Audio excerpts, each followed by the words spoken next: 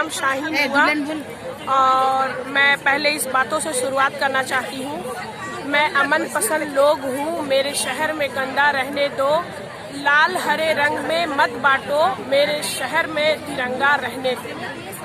और एनपीआर की अभी सरकार को जरूरत क्या थी? एनपीआर की जरूरत क्या थी सरकार को? सरकार को जिस मुद्दे पर बात करनी चाहिए थी उस मुद्दे पर तो वो बात करते नहीं है। एनपीआर में अपनी जनता को उलझा कर रख दिए हैं। ये अंदर अंदर ही अपना सारा काम को तमाम कर रहे हैं। अकेले आए हैं, अकेले जाएंगे। फिर एक अचानक आवाज आई, चाय बेचते आए थे, देश बेचकर जाएंगे। मेरा कहने का मतलब ये है कि उसको जिस मुद्दे पर बात करनी थी कभी तो उन्होंने किया नहीं। इन 6 सालों में कभी नहीं किया। रोजी पर, रोजगार पर, बेरोजगारी पर, शिक्षा पर, बेटी बचाओ बेटी पढ़ाओ की बात उन्होंने हमेशा की। उस मुद्दे पे बात करनी चाहिए थी। हमारा देश आज कहां से कहां पहुंच गया। आज उनको, हमारी सरकार को कुछ भी समझ में नहीं आ रहा कि हम क्या कर रहे हैं। हमारी सरकार को समझना होगा इस चीज को। अभी तक हम लोग उनसे रिक्वेस्ट कर रहे हैं, अपील कर रहे हैं कि इस काले कानून को वापस ले ले। एनपीआर की जरूरत नहीं थी, जबकि जनगणना के हिसाब से एनपीआर 2020 में नहीं 2021 में उसका टाइम हो रहा था। तो लेकिन अभी उसकी जरूरत क्या थी? हमारी सरकार मतलब हमें एनपीआर में उलझा कर रखना चाहती है और अपना अंदर ही अंदर सारा काम को तमाम कर रही है, ताकि हम भारतवासी एनपीआर में उलझ कर रह जाएं और वो अपना काम करते अपना काम करके पूरा मुकम्मल करके निकल जाए।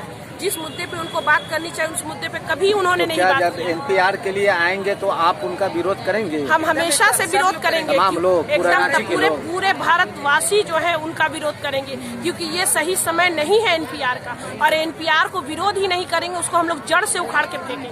एनपीआर में वो अगर आए जनगणना में तो वो हमारी बात आप लोग अपने गली मोहल्ले में फ्लेक्स बोर्ड भी लगा रही हैं। बिल्कुल पूरे हम लोग पूरे भारतवासियों को जागरूक कर दिए हैं। इसकी जरूरत ही नहीं थी। अगर वो जनगणना करने आते तो वो पूछते कि आपके घर में बिजली है कि नहीं, पानी है कि नहीं, लाइट है कि नहीं, बेरोजगारी है, रोजगार है। इस मुद्दे पे बात करते हैं, ना कि ये पूछते कि हम आपके माँ का जन्म कहाँ हुआ है, बाप का जन्म कहाँ हुआ है, उसका नाम क्या है। हमारे माँ बाप से एनपीआर को क्या मतलब?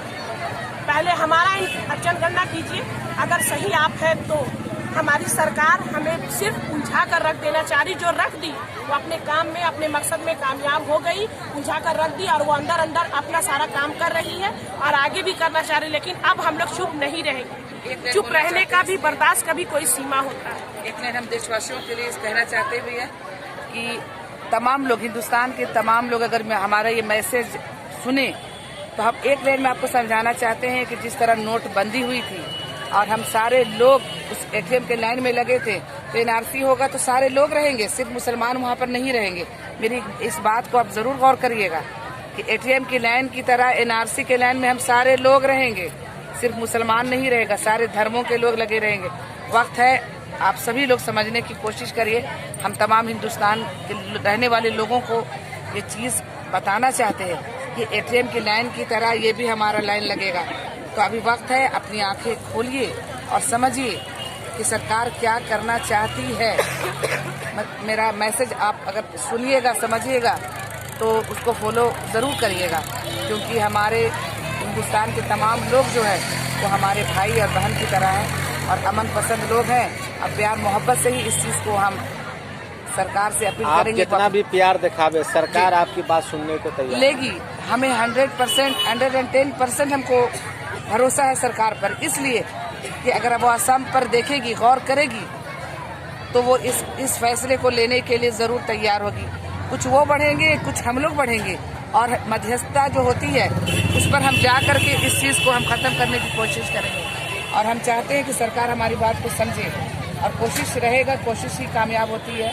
हम चाहेंगे सरकार हमारी बात को समझे, क्योंकि जो एक बात और बोलना चाहते हैं कि ये धर्म की स्थिति बना के रख दिया है कि ये सिर्फ मुस्लिमों के लिए है और मुस्लिम इससे परेशान है, जबकि असम की सारा रिजल्ट आंख के सामने है। फिर भी लोगों को समझ नहीं आ रहा है कि ये सबके लिए मुश्किल खड़ी करने वाला है। दूसरे ये कहते हैं कि सीएए जो है वो नागरिकता देने वाली है। नागरिकता तो यहाँ शुरू से देते आए हैं। यहाँ की सरकार जहाँ के भी लोग चाहे हैं, चाहे वो पाकिस्तान के कहे ना हो, आते हैं लोग यहाँ, एक्टिंग किए, गाना गाए, अदनान सामी को दिया गया, जबकि उनके फादर क्या थे, वहाँ के फौज में थे। उनको वहाँ का जब हिंदुस्तान पर अटैक किए थे उसके लिए इनाम मिला था। उनके बेटा को भी हिंदुस्तान में नागरिकता दी गई, लेकिन ये मुल्क को तो हमेशा से नागरिकता दी गई है। अभी जो CAA है, नागरिकता देने की कम है, देने की इसलिए हम कह रहे हैं कि इसमें जो है मजहब को क्यों बीच में डाला है, इसका बेस मजहब में क्यों लगाया है। नागरिकता आप दीजिए, पहले भी देते आए हैं, किसी को ऑब्जेक्शन ना हुआ है ना होगा, लेकिन ये आप भ्रम फैला रहे हैं। नागरिकता देने की है, लेकिन अरे दीजिए ना, तो पहले भी आप देते आए हैं, कौन मना किया था। धर्म। आपका नाम? जी, मेरा नाम तस्नीम। आप लोग यहाँ कब से हैं? जी, हम लोग आज 54 दिन हो गया है हम लोग यहाँ पे काला कानून के खिलाफ हम लोग यहाँ पे बैठे हुए हैं, धरना दिए हैं, लेकिन इसका कोई असर हमारी सरकार में या झारखंड सरकार में भी दिखता नज़र नहीं आ रहा। लेकिन जब तक वो लोग नहीं मानते, हम लोग इस कानून को नहीं हटाएंगे। और जहाँ तक बात रही पूरे देश को जलने का, वो आप देख सकते हैं कि ये इस कानून के तहत शाहीन बाग बना, इसके खिलाफ और बच्चे जो जामिया में जब शहीद होने लगे, माएँ बैठी, उसके बाद धीरे धीरे पूरे देश में हमारा शाहीन बाग बना। उसके बाद ये दौर ऐसा भी आया कि दिल्ली का इसी वक्त चुनाव भी था, और दिल्ली का चुनाव के पहले जब अमित शाह बोले कि ऐसा EVM का बटन दबाओ, इसकी करंट शाहीन बाग में लगे, तो उनकी मंशा और उनका इरादा हम लोग धीरे धीरे जांचने लगे। मगर हमारी जनता, दिल्ली की जनता बहुत होशियार थी, उन लोगों ने उन्हें वहाँ पर पत्ता, या कहते हैं ना कि कोई पत्ता ही नहीं दिया, और उसकी सरकार को वहाँ आने नहीं दिए वो लोग। लेकिन उसके बावजूद भी उनकी जो मंशा थी, जो उसमें वो चाह रहे थे खेल खेलना, आखिरकार दिल्ली को उन्होंने आग के हवाले कर दिया। और गुजरात के दंगे के बिल्कुल उसी तर्ज पर, गुजरात के दंगे के तर्ज पर, और सारे ऑफिसर को, वही ऑफिसरों को जो वहाँ पे गुजरात में दंगा फैलाए थे, पुलिस ऑफिसरों को लाकर यहाँ पर राताराती यहाँ पर ये काम किया गया। और जो दंगाई थे उनको कॉलेज और स्कूलों में ठहराया गया, उनका खाना का इंतजाम किया गया। उसके बाद अमित शाह आज पार्लियामेंट में जवाब देते हैं विपक्षी दलों का कि 36 घंटे के अंदर कार्रवाई किया गया।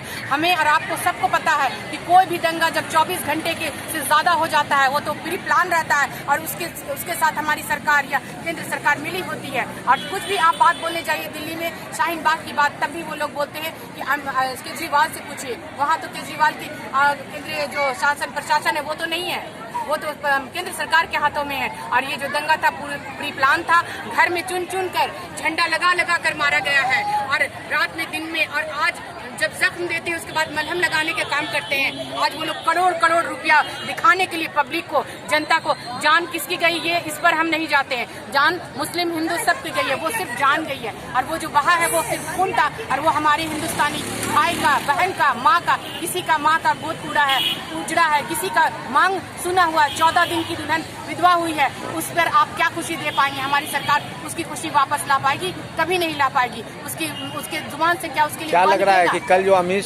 शाह जी ने जो बयान दिया है पार्लियामेंट हाउस में, आप उनसे कितनी सहमत हैं? बिल्कुल सहमत नहीं। 36 घंटे के अंदर मैंने काम किया, ये कहाँ का जुबान है, ये कहाँ की भाषा है? 36 घंटा तक आप तमाशा देख रहे थे, उस वक्त आप ट्रम्प का वहाँ पर तलवा चाट रहे थे। वो ट्रम्प का जो पूरे दुनिया जानती है, पूरी दुनिया जानती है कि वो बिल्कुल बदतमीज आदमी है। ट्रम्प और हमारा देश का कोई भी मानसिकता बिल्कुल नहीं मिलता है। हम उसके साथ दोस्ती क्यों करेंगे? दोस्ती करना है तो ऐसे देश के प्रधानमंत्रियों से करिए ना, जिनकी सब कोई गुणगान करते हैं। वहाँ से आप गुण लाइए ना। आप घूमने जाते हैं और गंदी बातें और लोगों, जनता को उड़ाने की बातें यहाँ पर लाते हैं, और हमारे देश में ठोकने के लिए आप तैयार हैं। वो चीज अब हम लोग नहीं होने देंगे। जिस वक्त आजादी की लड़ाई थी, उस वक्त हम लोग मानते हैं कि उस वक्त हम लोग उतने होशियार नहीं थे, इसलिए वो आजादी की लड़ाई काफी दिन तक चली। लेकिन आप देख लीजिएगा, और सारे हिंदुस्तानी को मैं ये कहना चाहती हूँ कि देखिएगा, ये लड़ाई 2 महीना हुआ है, ज्यादा दिन भी नहीं, और हो रहा है ज्यादा दिन, लेकिन उतना ज्यादा लंबा नहीं टानेगा, और जीत हम लोगों की होगी, क्योंकि ये तानाशाही कर रहे हैं, और इस बार तानाशाही चलने वाला नहीं है, और हम लोग इसको बर्दाश्त कतई नहीं करेंगे। हम अपने खून को भी बहा देंगे, हम अपनी जानें भी देंगे, लेकिन हम ये गुलामी बर्दाश्त नहीं करेंगे। एक बार हम लोग ठगे जा चुके हैं, दोबारा हमें ठगना, वो भी अपने ही घर के लोगों से, पसंद नहीं है। शुक्रिया। चलिए, शुक्रिया आपका। मिलर टाइम्स की वीडियोस देखने के लिए यहाँ क्लिक करके सब्सक्राइब करें, और हाँ, बेल आइकन जरूर दबाएं। अगर फेसबुक पर देख रहे हैं तो पेज लाइक करें, ताज़ा तरीन खबरों और मज़ामीन के लिए विजिट करें हमारी वेबसाइट www.millettimes.com।